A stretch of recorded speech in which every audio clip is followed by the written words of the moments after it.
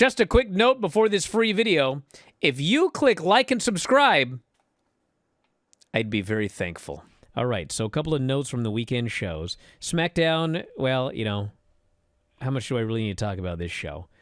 The only things of note that, you know, you can get the whole review with Tom. Twice, actually.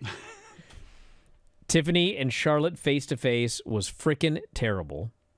Absolutely terrible. I have no desire to see this match. I have no desire to see these two interact again.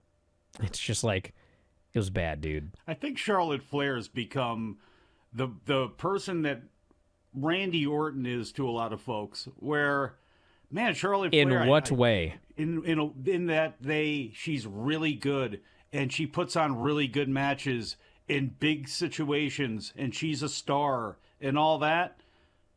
But I just don't want to see her kind of interact with anybody, because there is such a margin there where if it's not Bianca or Rhea, it may not be very good, and she may not be very interested. And coming off of B-Fab and now with Tiffany, this ain't going to work. It doesn't feel like it's working. I could be dead wrong about the whole thing, but I just see Charlotte Flair in this era of women who are coming up, especially from NXT, and I don't know. I'm just not that interested in her as a character. And I know that's the same way that a lot of people are with like somebody like a Randy Orton. Well, here's why I say that's a preposterous comparison. Go ahead. Well, the big difference is that Randy Orton is beloved. I'm not saying it's a one-to-one. Wait a second. He's not beloved by... I love him. He's not beloved by a lot of people. He's beloved by a lot of workers. No, he's not. A lot of people think he's still boring and sucks. I swear to God, that's been the knock against Orton for years. Far more people hate Charlotte than Randy.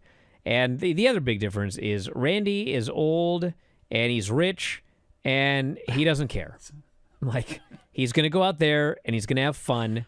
And if you asked him... The original Okada. If you asked him... Like, I'll give you a good example. That match with Carmelo Hayes. I mean, made the guy look great. He beat him, but he made him look great, did his thing, you know, gave him plenty, and whatever. And if they would have asked him, hey, go out there and put over Carmelo, he'd have done it. Wouldn't care. You're doing a one-to-one here. You're doing. But Charlotte, on the other hand, it seems exceedingly concerned about her spot. Doesn't want to give it up. Don't want to give anybody anything. I mean, I've been more defensive of Charlotte than a lot of people.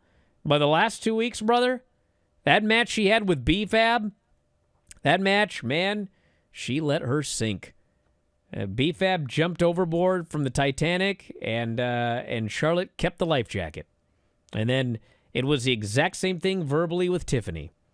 Tiffany was like, she's green, she's not very good at talking, and Charlotte ran her over. And 2 weeks now. So, no, I do not see a big... I don't. No, look, I'm just saying in the fact that I could really take her or leave her. If you told me who would you want to see back from injury first, Asuka or Charlotte Flair, it would be Asuka. And I look at the Stephanie Vaquers and Julia's and Roxanne Perez's and Fallon Henley's and these other people who are on the Jada Parker who are on the way up. And I just, again, it's not that I don't care, but I don't. I guess that's compared to a lot of people, I just don't care about Charlotte Flair, the character. We also had numerous upsets, which you wouldn't know if you listened to ChatGPT. Hey, you know you're going to learn if you listen to me and Tom do our dramatic reading of SmackDown as written by ChatGPT? What's that? These robots aren't taking over anytime soon. They aren't that smart. I mean, it's abundantly clear. So we had two upsets. Piper beat Zelina, and Liv Morgan beat Jade. And honestly, in both cases, I was surprised, but I had no problem with it. Because we have a month until WrestleMania. Zelina doesn't need to earn her title shot with 4 weeks left. She can have to go through Alba, have to go through Piper again, work her way up the ladder, that's fine. And with Jade and Liv, it's like Liv isn't some nerd on the roster. She's one half of the tag team champions, unless you listen to ChatGPT, I might add. But she's one half of the tag team champions, And, Jade, no one thought Jade was losing to Liv. Nobody thinks Jade is losing to Naomi. And so what they did is she lost to Liv, and she got beat up by Naomi. And so they're trying to at least put some doubt. They're giving her a mountain to climb, which I guess is twice I've used that term on this show. But I had no problem with it. And it was only the third pinfall in her entire career. Third. And if it's going to happen, have it be to somebody like Liv Morgan, who, we're starting to wonder, okay, what is going to be the next plan for her after all of this stuff? Can she continue to ascend as far as her popularity and all that goes? So, yeah, her getting a victory, that's actually a good thing. Have you grabbed your F4WOnline.com shirt yet? Well, we got a bunch of them. They're up in the store right now. F4WOnline.com/shirts. You can grab your -5 stars shirt, your Dave Meltzer Wrestling Observer shirts, even the brand new After Dark Radio shirt. You love Granny? We have Granny's Gang shirts.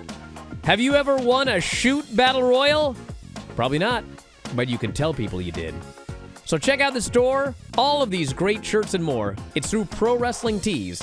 F4WOnline.com/shirts. That's F4WOnline.com/shirts.